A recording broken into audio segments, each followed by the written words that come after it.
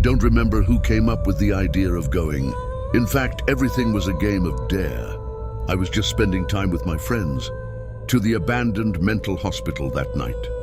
But the seriousness of the situation hit me the moment we entered.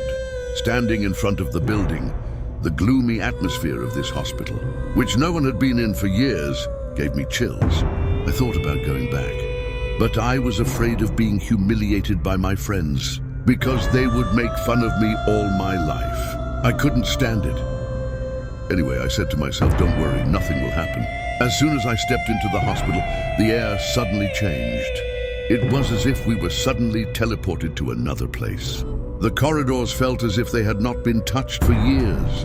The smell of mold hanging from the walls, and the creak of wood echoing with every step made us feel that something was wrong inside.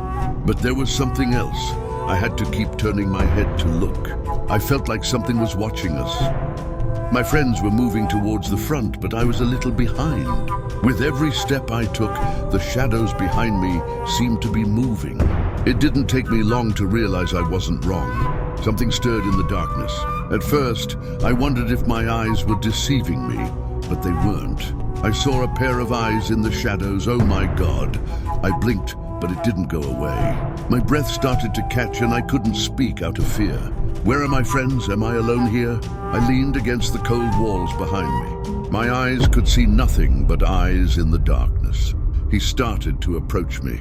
As he got closer, I began to see his ugly, bloody face, but this face, it was not human. It was a chaos of hundreds of different expressions, constantly changing. I couldn't recognize the face, but at the same time, it was familiar. Whispering voices began to echo in my head. We were waiting for you. My steps tried to go back, but my legs were shaking. At that moment, I called out to my friends, but nothing came out. They didn't hear me. The ugly being came closer to me, its cold breath hitting my skin, its eyes piercing me through the darkness. You can't get out of here. I wanted to run, but my feet felt nailed to the ground. My mind was playing tricks on me, I knew it. I closed my eyes. Maybe he would disappear, but even behind my closed eyes, the shadows were dancing. The whispers didn't stop. When I opened my eyes again, it was gone. But my relief didn't last long. A light was coming from the end of the corridor. My mind began to blur, as if everything was slowly breaking down. My steps spontaneously moved towards that light. When I reached the door, I looked into the room behind the door. There, in the corner of the room, was another person. I took another step, and at that moment my eyes got used to the darkness. I thought it was my friend, but as I got closer, his face became clearer. This face was not my friend's. His eyes were empty, his gaze was dead. He started walking towards me. The voices echoing in my head grew louder. It's your turn, you can't escape. I wanted to run away, but suddenly, everything around the room started to move. The walls were closing in on me.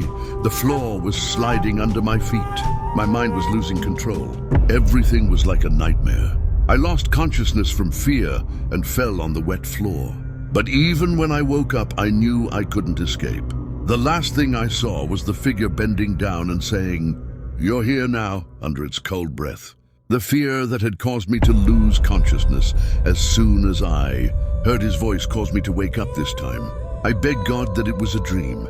I called out to my friends again in hope, "Help, where are you?" But there was not a single voice. I started crying. I couldn't get up because I couldn't control my body. Then I heard a whisper, "Where are you? Where are you?" Someone was calling me. I immediately shouted, "I'm here. Help me, please." A shadow appeared again at the door and entered, first with slow and heavy footsteps. The first creature I met, standing from floor to ceiling, said to me with an evil smile on its face, "I'm here to take you. You are ours now," he said to me.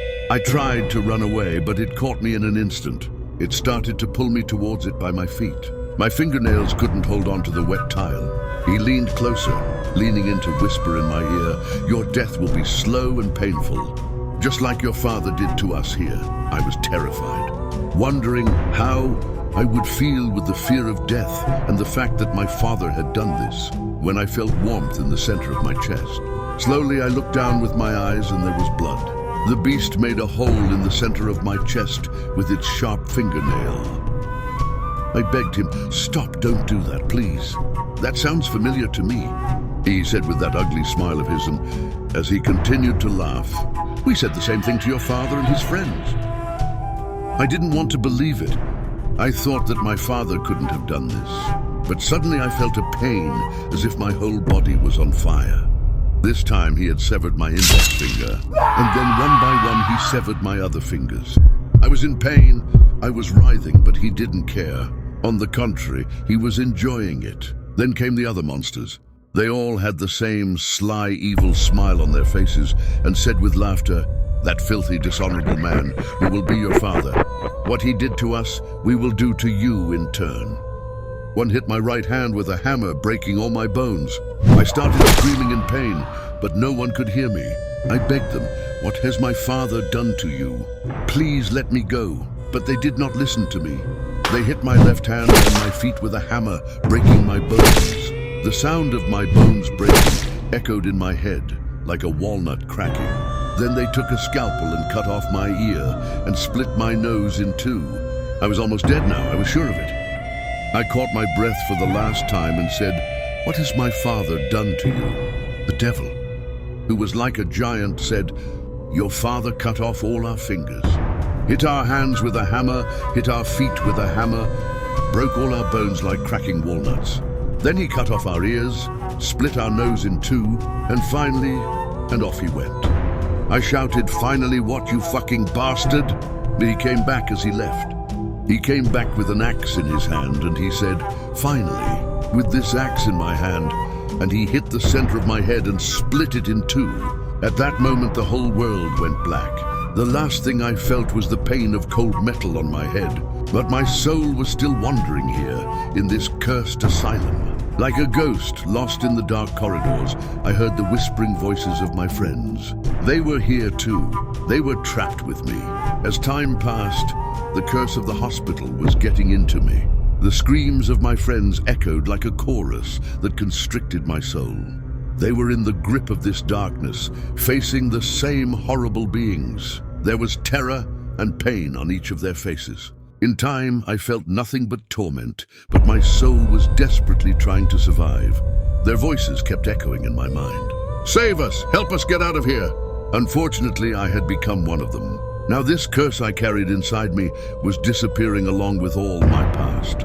I closed my eyes, but this time fear did not leave me. Their screams would stay with me forever, like a memory lost in the dark corridors. And at that moment, another whisper was heard. "You're here now, we're with us."